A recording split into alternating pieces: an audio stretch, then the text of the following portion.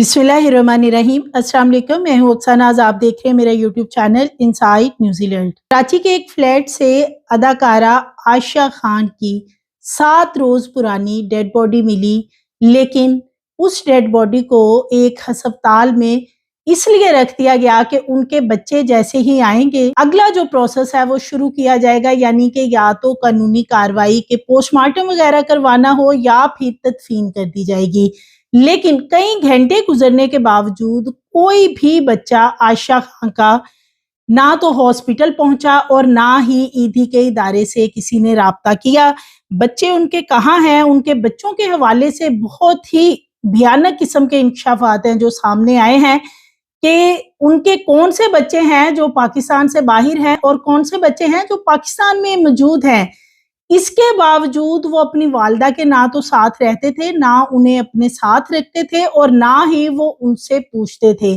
तकरीबन 8 साल पहले आयशा खान ने कौन से ऐसे फैसले किए थे कि जिसके बाद वो बिल्कुल तन्हा हो गई थी और बिलखुसूस उनके जो बेटे थे उनका रवैया उनके साथ इंतहाई नामुनासिब हो गया था। ज़हनी तौर पे भी अब वो बहुत ज़्यादा परेशान रहती थी और चीखती चलाती थी। जो उनके हमसाए हैं वो क्या बताते हैं उनकी ज़हनी कैफियत के बारे में कि क्या वो वाक़ई ही किसी ज़हनी बीमारी में भी मुब्तला हो चुकी थी। बहुत ज़्यादा अपने बच्चों को याद करती थी, रोती थी और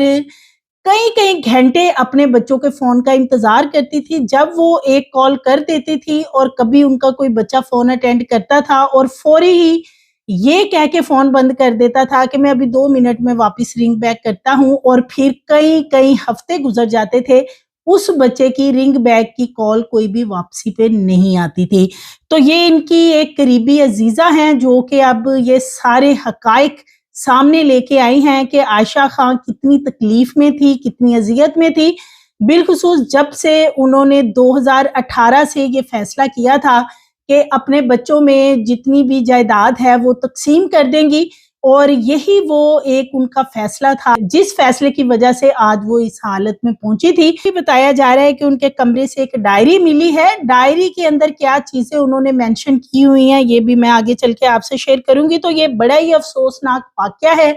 ये खबर जब से सामने आई है कि माज़ी की मारूफ अदाकारा आयशा खान एक फ्लैट में उनकी डेड बॉडी भी मिलती है, और फिर सबसे अफ़सोसनाक चीज़ जो सामने आई कि वो डेड बॉडी तकरीबन 7 से 8 रोज़ पुरानी थी। और ये भी बताया जा रहा है जब पुलिस ने दरवाज़ा तोड़ा कि डेड बॉडी जो है वो प्लास्टिक के एक बैग में उसको कवर किया गया था, और ये एक ऐसा मामला था कि जिसकी जांच पड़ताल बहुत ज़रूरी थी कि क्या वो तबई मौत मरी हैं, क्या उनको कत्ल किया गया है, और इस हवाले से पोस्टमार्टम करवाना बहुत ज़रूरी था। लेकिन इनके जो बच्चे हैं उनके बारे में अब जो डिटेल इनके कुछ करीबी लोग सामने लेके आए हैं वो ये है कि इनके बच्चे असल में इनकी डेड बॉडी भी रिसीव नहीं करना चाहते हैं, और इनकी जो बेटी है वो आउट ऑफ कंट्री होती हैं। 2 इनके बेटे हैं वो पाकिस्तान में मौजूद हैं, और जब से ये चीज़ें सामने आई हैं तो बहुत कड़ी तनकीद इनके बच्चों पे, आयशा खान के बच्चों पे की जा रही है। और लोग ना सिर्फ इनको तनकीद का, इनके बच्चों को निशाना बना रहे हैं, बल्कि जो ड्रामा इंडस्ट्री है इनके ऊपर भी बहुत ज़्यादा क्रिटिसाइज़ किया जा रहा है कि ये जो बड़े-बड़े अदाकार हैं, क्या ये कोई ऐसा एक इदारा नहीं बना सकते कि आए रोज़ इस तरह की खबरें सामने आती हैं कि जो माजी के अदाकार हैं, फनकार हैं, कि जो आखिरी जिंदगी है वो बड़ी ही मुश्किल में गुजर रही होती है, इलाज मुआवजे के उनके पास पैसे नहीं होते। तो क्या ये अदाकार मिलके कोई एक ऐसा इदारा नहीं आज तक बना सके कि जिसमें हुकूमत को भी शामिल किया जाता और कोई ऐसा एक इदारा बना लिया जाता जहाँ पे ये जो ओल्ड एज बिलखुसूस फनकार हैं हमारे या अदाकार हैं, उनके अगर बच्चे उनको नहीं संभालते तो एटलीस्ट कोई उनके पास ऐसा प्लेटफॉर्म मौजूद हो, कोई इदारा मौजूद हो कि जहाँ पे वो अपनी जिंदगी के आखिरी अयाम बाइज्जत तरीके से पूरे कर सके। ये जो नाम नहाद एक्ट्रेस हैं उनका कभी सिर्फ ध्यान नहीं गया, और आयशा के हवाले से जो इनके हमसाए हैं वो बताते हैं वो बहुत ज्यादा खैरात वगैरह भी करती थी, लोगों के वजीफे लगा रखे थे, और इनके घर के अंदर से एक डायरी मिली है। डायरी के अंदर बहुत से लोगों के नाम और आगे रकम लिखी हुई है, یعنی یہ وہ رقم ہے جو وہ وظیفے کے طور پہ لوگوں کو دیتی تھی اور کسی کو کانوں کان خبر نہیں ہوتی تھی. لوگوں کے نام لکھ کے آگے پیسے مینشن بھی کر رکھے ہیں کہ اتنے پیسے فلاں کے گھر دینے ہیں. اور یہ چیز نہ صرف ان کے جو نیبرز کے لوگ ہیں وہ بتاتے بلکہ ان کی یہ جو قریبی عزیزہ ہیں وہ بھی یہی بتاتی ہیں کہ عائشہ خان نے اگر پیسہ کمایا ہے اپنے بچوں کو انہوں نے جائیداد تقسیم کر دی تھی, اس کے بعد بھی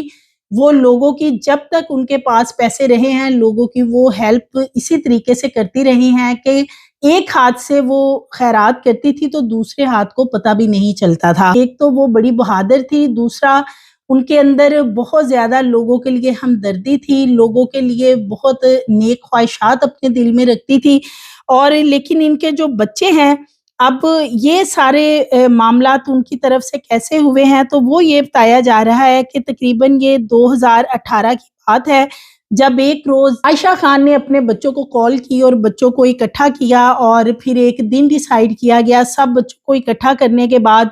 انہوں نے پھر اپنے بچوں میں جائیداد تقسیم کر دی. تو عائشہ خان کے پاس انہوں نے اس وقت بہت پیسہ کمایا اور وہ سارا پیسہ جو ہے وہ ظاہر ہے پیرنٹس کی تو یہی کوشش ہوتی کہ ہم اپنے بچوں کے مستقبل پہ یہ سارے کا سارا پیسہ جو ہے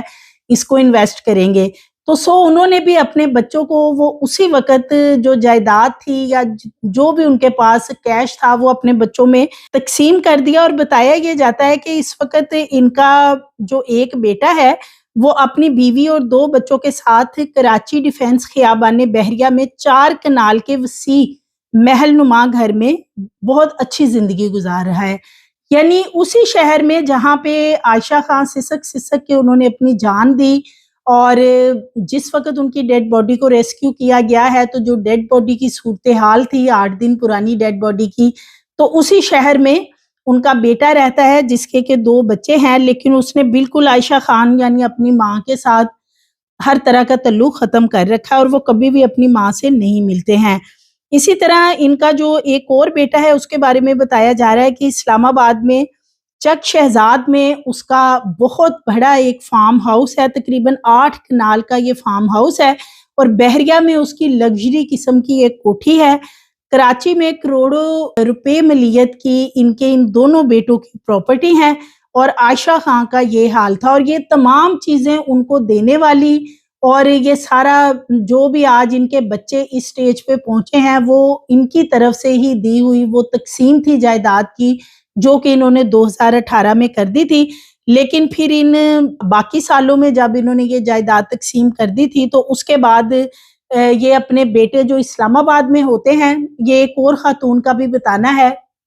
جو اسلام آباد کی رہائشی ہیں, وہ ان کے نیبرز میں ہی رہتی جہاں ان کا بیٹا رہائش پذیر ہے. وہ بتاتی ہیں کہ عائشہ خان اپنے بیٹے کے پاس پہلے بہت سال پہلے آتی تھی لیکن بیٹا اور بہو دونوں ہی جاب کرتے تھے اور وہ چلے جاتے تھے. عائشہ خان اکیلی گھر میں رہتی تھی اور جب ان کے بچے یعنی بیٹا اور بہو واپس آتے تھے تو یہ ان کی منت سماجت کرتی تھی کہ کب میرے ساتھ چائے کا پی لیں یا میرے ساتھ تھوڑا سا ٹائم سپینڈ کر لیں, جس پہ کہ بہو اور بیٹے کا یہ کہنا ہوتا تھا کہ ہمارے پاس اب اس وقت ٹائم نہیں کیونکہ ہم بہت تھکے ہوئے ہیں. اور یہ پھر وہاں پورا دن اکیلی جو انہوں نے گھر میں میڈ وغیرہ رکھ رکھی تھی ان کے ساتھ رہتی تھی. اور پھر یہ اتنی تنگ آ گئی تھی کیونکہ جب یہ ان کو اپنے ساتھ ٹائم سپینڈ کرنے کا کہتی تھی تو آگے سے ان کا جو بیٹا ہے بالخصوص وہ ان کے ساتھ لڑائی جھگڑا کرتا تھا. پھر انہوں نے یہ فیصلہ کیا کہ یہ واپس کراچی ہی چلی جائیں گی, تو پھر یہ کراچی واپس آ گئی تھی اور اس کے بعد پھر یہ واپس دوبارہ نہیں گئی ہیں اور نہ ہی ان کا کوئی بیٹا یا بیٹی جو ان کی باہر ہوتی ہے اور ایک وقت میں وہ ماڈل بھی رہی ہے, نہ کبھی بیٹی نے ان کی طرف مڑ کے دیکھا اور نہ بیٹوں نے. وہ سب اپنی اپنی لائف میں بزی ہیں اور وہ خواہ پاکستان سے باہر ہیں یا پاکستان میں رہنے والے ان کے بچے ہیں, کوئی بھی ان سے نہیں ملتا تھا. اور اب بتایا یہ جا رہا ہے جو ان کے نیبرز میں لوگ ہیں وہ کہتے ہیں کہ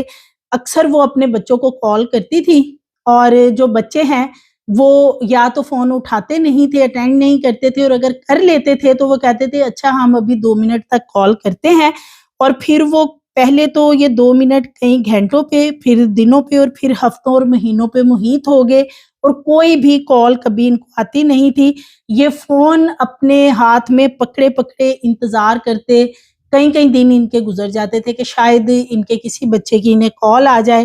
اور اسی طرح یہ بھی ان کی عزیزہ کا بتانا ہے کہ عائشہ نے تقریباً 10 سال پہلے بہت زیادہ ان کو شوق تھا، ان کو بہت زیادہ پراڈو گاڑی کا شوق تھا، تو انہوں نے تب گاڑی بھی لی تھی. اور یہ جب بہت سا سامان خرید کے لاتی تھی تو جو ان کے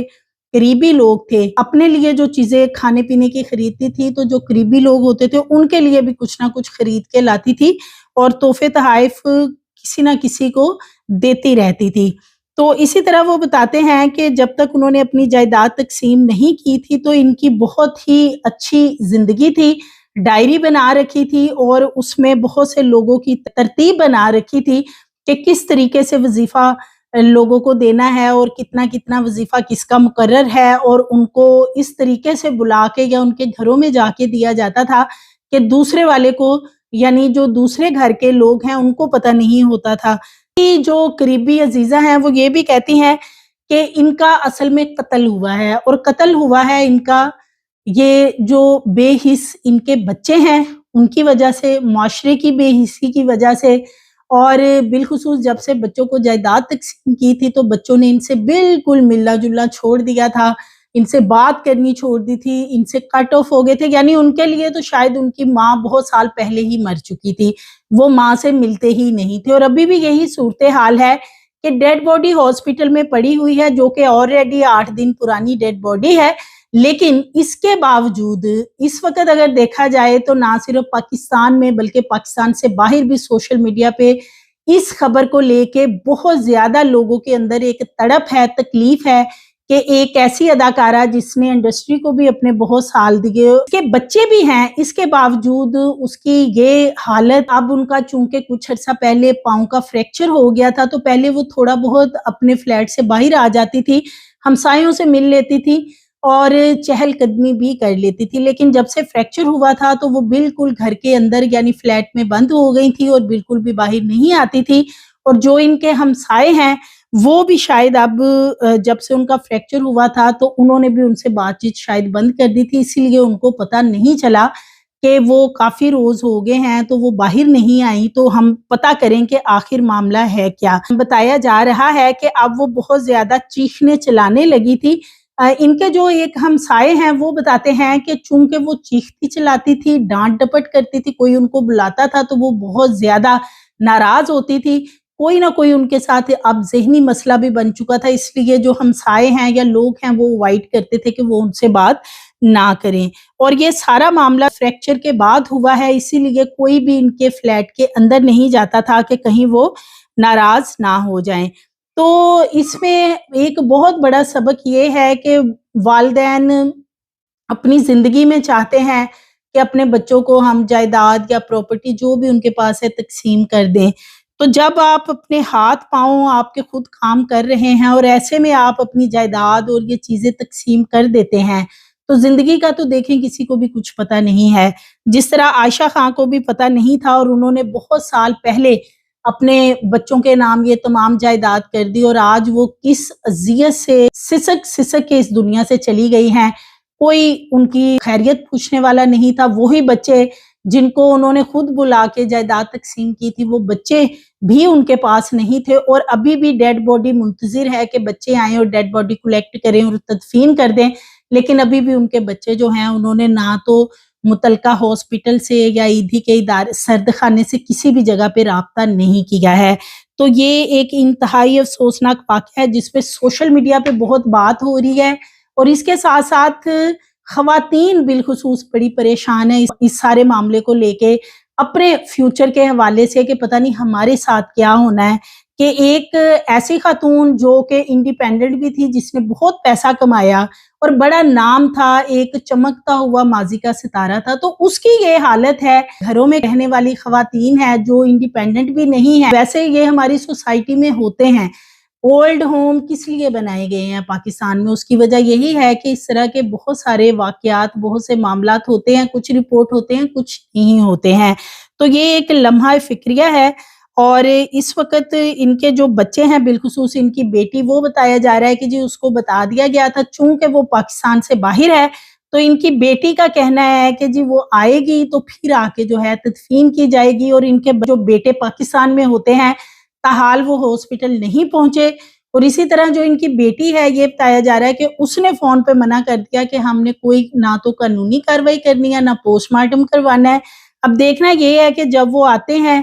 یا کوئی ان کی بیٹی یا کوئی بھی ان کا رشتہ دار آتا ہے جو ڈیڈ باڈی لیتا ہے، تو اس کے بعد پتہ چلے گا کہ کیا کوئی قانونی کارروائی ہوتی ہے نہیں، کیونکہ پولیس کا اس وقت یہی خیال ہے۔ پولیس کا یہ کہنا ہے کہ لگتا ہے ایسے کہ یہ طبعی موت ہے، قتل نہیں ہے، لیکن جو پلاسٹک کے بیگ میں ڈیڈ باڈی کمرے کے اندر لپٹی ہوئی تھی وہ تھوڑی سی حیرانگی والی بات ہے کہ وہ کیا معاملہ تھا۔ سو مزید ویڈیوز کے لیے چینل کو سبسکرائب کریں، لائک کریں، بیل آئیکن کو پریس کریں تاکہ آنے والی ویڈیوز آپ کو ملتی رہیں۔